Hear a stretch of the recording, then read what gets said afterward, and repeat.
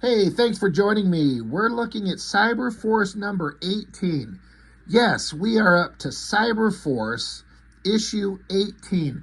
Is there any other YouTube channel that's gone through every issue of Cyberforce like this? I mean, I don't know. Maybe there are. I know there's several channels out there, and they'll go through one-offs here and there. There's such a wide assortment of stuff out there in the comics world. There's kind of endless material for content for a person doing a YouTube channel. But, I'm just going through the stuff that I own, and, for better or for worse, some things are better and some things are pretty bad. Some things are worse. I just thought it would be kind of fun just to go through every issue that I've got, like the kind of the primo 90s era stuff. I'm doing this with Cyberforce. I'm doing it with Wildcats. I'm doing it so far with Spawn, Youngblood, all those things. I don't know. Maybe it's a bad idea to just go through so many of these issues of these things, but I find it fun. I find it entertaining. It's kind of fun to kind of revisit these things, and I hope that people that watch the channel find it, enjoyable as well. To just again, is there any channel out there that's got Cyberforce issue 18 out there? And we're going to go all the way up to, I think I've got up to issue 30 or something like that. So we'll see how it goes. This one, I've talked about it on the recent issues leading up to this, how I've said that Cyberforce, like Wildcats, was pretty visually, but not very interesting at all story-wise when the original creators were in control. But once they kind of handed the books off to other people, other artists, they got more interesting. And Cyberforce is about to start getting more interesting because there's like a coherent narrative, like a specific story that's not just like, here's a 2-issue thing where the team runs off to the jungle to find like cybernetic crack dealers or whatever the fuck goes on. And they hinted at it in the last issue where well, I think it was Ballistic, the Cyberforce member. Well, she's actually not on the team at this point, but just kind of adjacently kind of connected to them. She finds out that cyber data has been wiped out, or so it seems, and some of the villains, what's the big giant muscular 3-armed villain guy? Oh my God, I can't think of his name, but I talked about it in the last issue. That guy and Killjoy here were wounded and were asking for help. And so then Cyberforce team runs off and decides to come back later to help, only to find them shredded into pieces. And then these are like, in theory, super tough, strong bad guys. Like Killjoy right here, she's a tough kill, but somebody ripped her to pieces. And that's where we were left. So who or what is strong enough or powerful enough to take out the bad guys? It's a cliche yet interesting enough kind of plot point.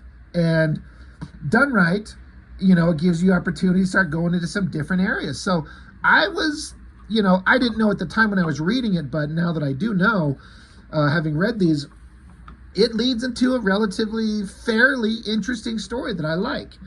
So, cover by David Finch pencils, Bat on inks, Steve, I think that's Steve Furchow colors, yeah. That's a pretty good cover. I mean, I like it. It works. So I do remember when I first flipped this up, flipped it open. One thing, it's got, the plot is Silvestri, but also Brian Haberlin. I can't remember if he was listed in the previous issue, as far as story assistants, but I think it's this guy and his help that starts giving the story some structure and makes it interesting. He's credited on plot and script. And then, as is the case with these Top Cow books, I swear it didn't seem like this overly complicated like at like Wildstorm or even the Extreme Studios books. There is such an abundance of creatives involved in making this one damn book. You got Silvestri doing pencils on 8 pages, which for me was like, oh, thank God. I love Silvestri's art. He's so good. Brandon Peterson was kind of coming into his own. I was starting to pay attention to him. And then David Finch, who was same thing. He was getting to be really good. Then you got Bat on inks on pages 1 through 13 and 15 and 16. Brandon Peterson, Jason Gorder, Joseph Weems. And then you got a whole bunch of people on colors. And then down here, there's Victor Lamas, ink assist. Like, it's just a pile of people everywhere to create this book. That being said, as long as it looks good and the story reads good, I'm on board. But to start, 8 pages by Silvestri. Once I flipped this open and saw that and reminded myself, I'm like, oh, that's right. I do remember thinking that this was, I thought at the time, some of the best art I'd ever seen from Silvestri. Now, I don't quite think that exactly. It's still good, but it's not quite as amazing as I thought it was when I was younger. This is back in 96, so I was 19 years old.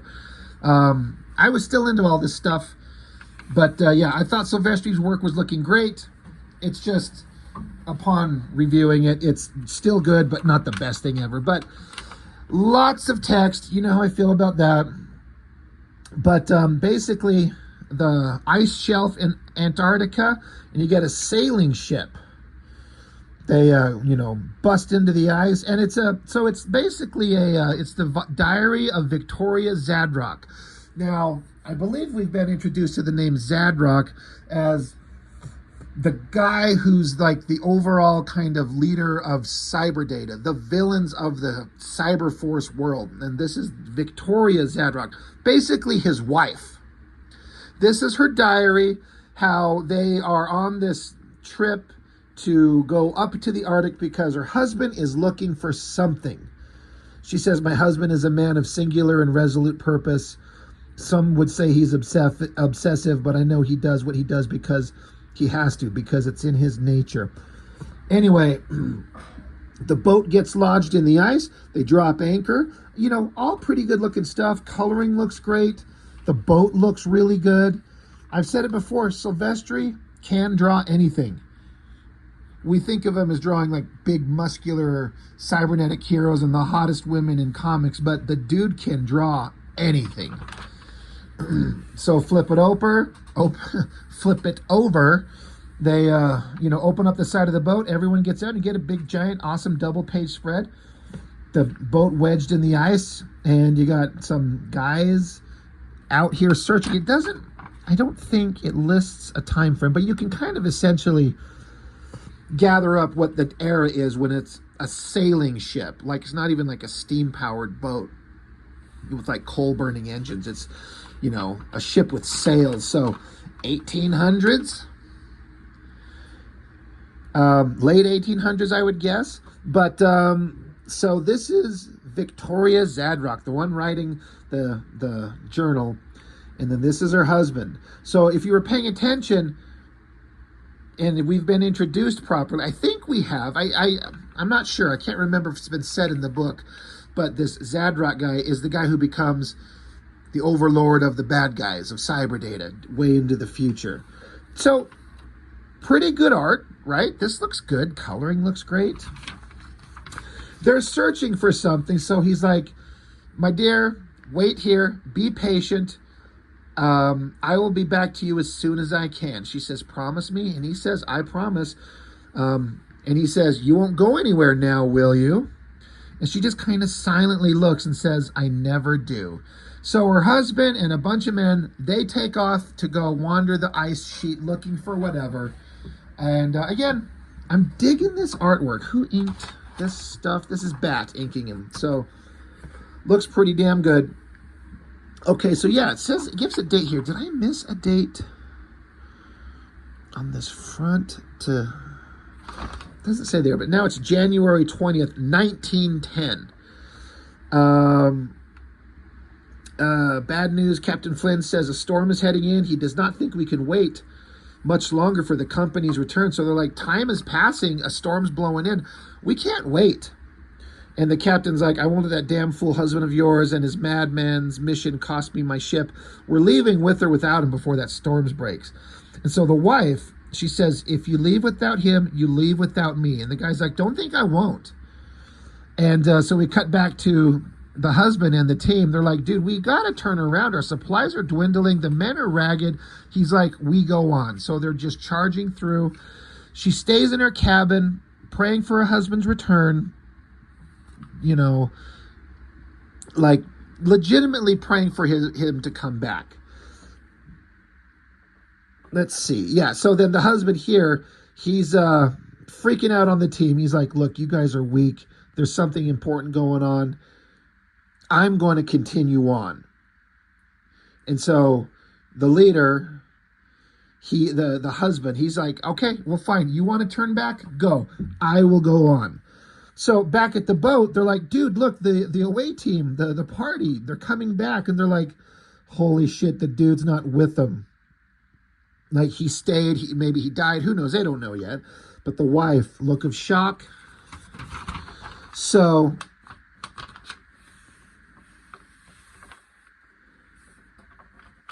yeah. Oh yeah, this is just the husband on his own trudging through the snow. But the boat, they decide they're leaving.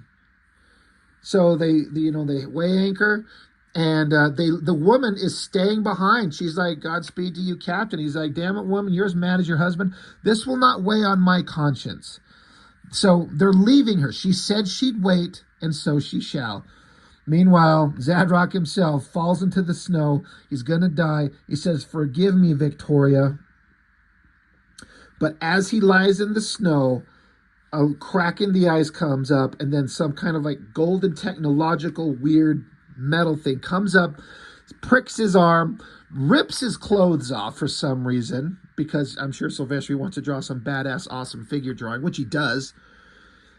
And so his inner thoughts are, what is happening to me? I am touched by the hand of God, saved by the grace of providence. What is this strange sensation like lightning in my veins? I am fortified by some extraordinary energy. I am alive. I am more than alive. I am resurrected. I am life. So I remember thinking, I liked all this artwork. It looks great. The coloring's cool. He's got some kind of something is in his body. He's alive.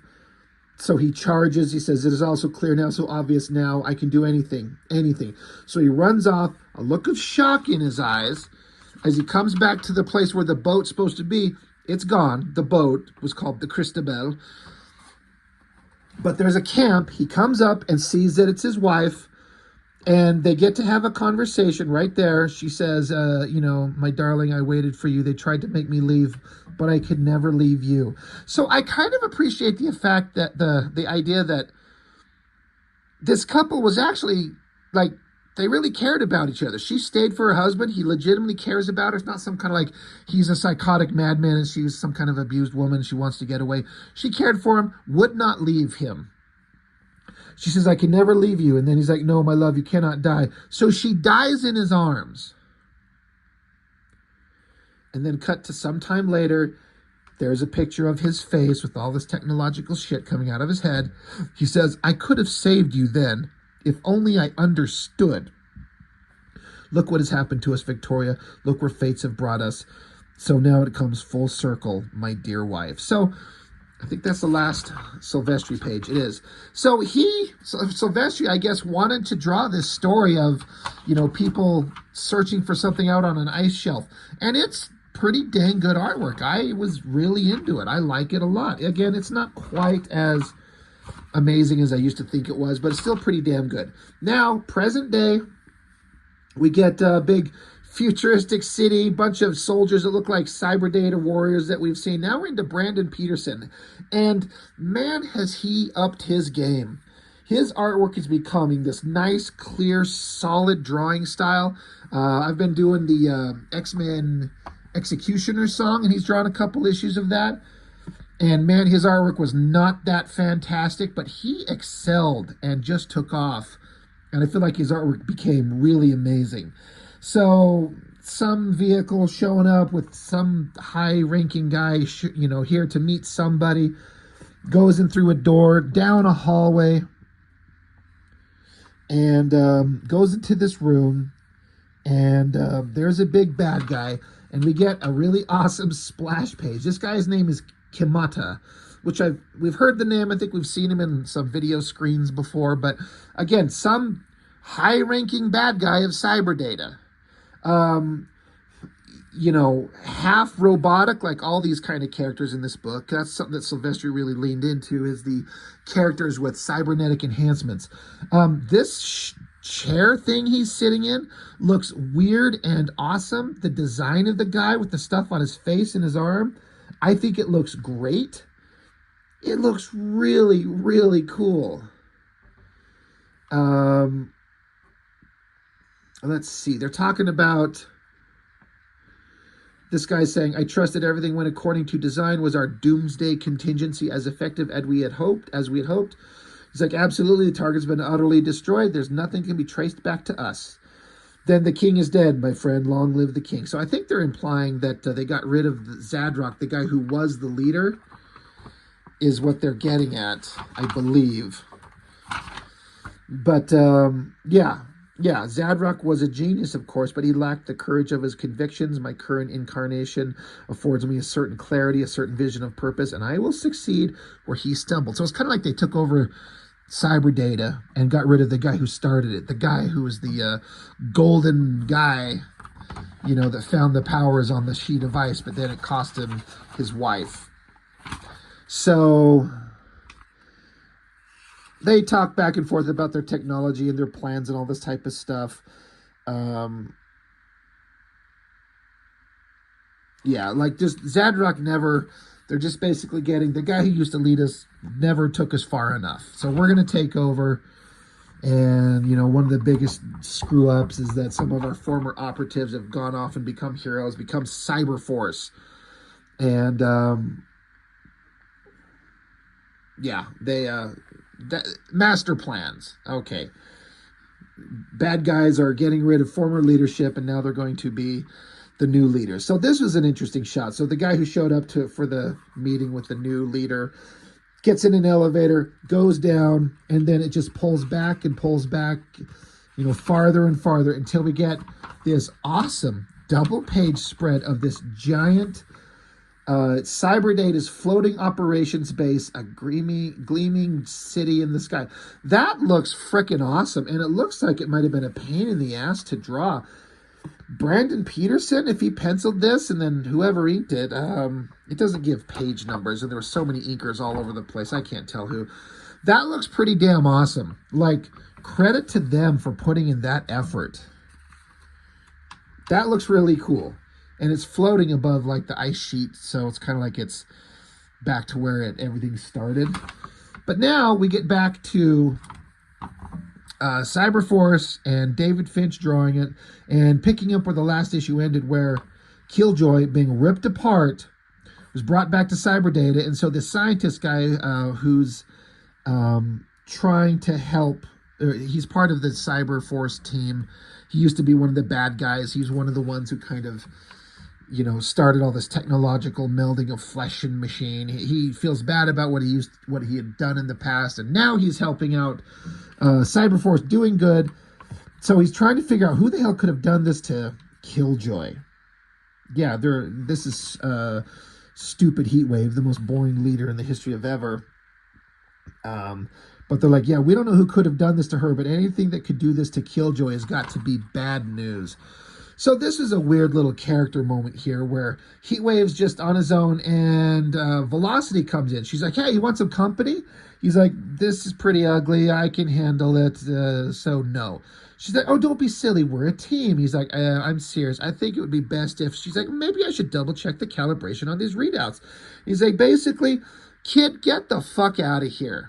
He tells her to run off and go play somewhere. So it's kind of out of character for the guy to be such a douchebag, especially to the kind of the new kid on the team. But at least it's some kind of characterization. Like, at least there's something going on with him. Meanwhile, Killjoy comes back to consciousness. She was out, now she's waking up. Finch drew a pretty badass face here, and whoever inked that did a great job. I think that looks great. So Killjoy, this psychotic evil warrior, she wakes up, she's screaming, she's saying, please stop it, get away from me, she's coming too. So then she jumps off onto the ground, because she's only got one arm left. It's like her head, her upper torso, and an arm. She's crawling away. She's saying, got to escape. And then she just skitters away super fast.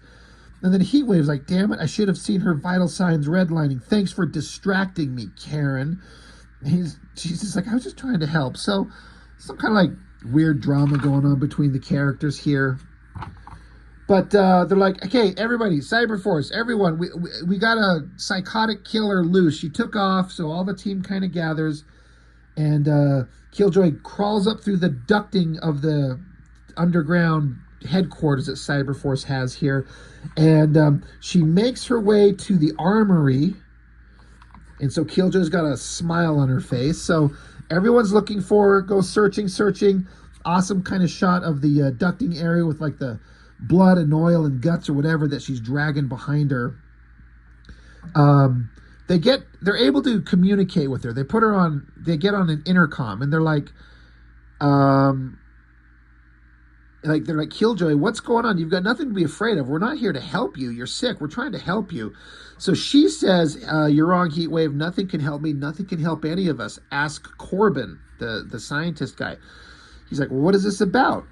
Killjoy says, it's all over, Doc. They did it. The bastards finally went and did it. They released the Kraken.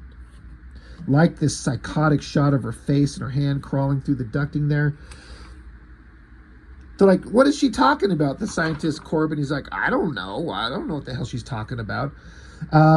So Killjoy continues, game's over, Doc. We lose. It's destroyed. It's destroyed Zadrock, destroyed the shocks, and now it's coming after you. And so Killjoy continues, there's nothing left for us to do but to go out fighting. So Heatwave's like, Corbin, is there something you feel you should be telling us? Like, you must know something. And it ends on this shot of the Cyberforce team. Their headquarters is underground, underneath a gas station, out in the middle of nowhere. So we see that, but in the hills above, the silhouette of the ground, the trees, and then there's this like figure slowly making its way to Cyberforce. So Killjoy, super evil bad guy, super tough little evil robotic bitch, got her ass handed to her and says, like, this thing, they released it, this whatever this mysterious evil is that's unbeatable, and we're all gonna die. And the implication is it's now showing up at Cyberforce headquarters right there, left on a cliffhanger. And for the first time in the entire history of the Cyberforce comic, I was like, oh, I'm kind of interested in where this is going. Oh, shit. What is this thing? Who is this? What is it going to do? How bad could it be? So that's basically it. That's just ads and shit for whatever else is coming out. I was very much into it. It started getting interesting. Cyberforce and Top Cow, Witchblade was out. Issue 3. That was getting going. So there were a couple of things from Top Cow that were getting to be really interesting. And I do remember going, I'm digging this shit. I'm digging it a lot. You got something going. You got my attention there, Cyberforce, for the first time in a long time. So that's it. We'll just keep going, and we'll get to see the resolution to this whole story. I like it. I think it's pretty awesome. It's a good little action-adventure superhero story. Nothing mind-blowing. It's not Watchmen or anything, but it's still pretty awesome. So that's all I've got. Thank you for watching. I really appreciate it. I'll see you next time.